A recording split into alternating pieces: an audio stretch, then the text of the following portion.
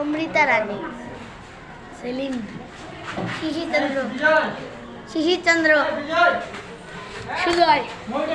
আহসান হাবিব, রুকাইয়া জাহান, মরিয়ম আক্তার, নুসরাত জাহান, সিয়াম, দেবাশিস, উৎপল বাবু, অন্তর, বিষ্ণু বাবু, লক্ষ্মী রানী,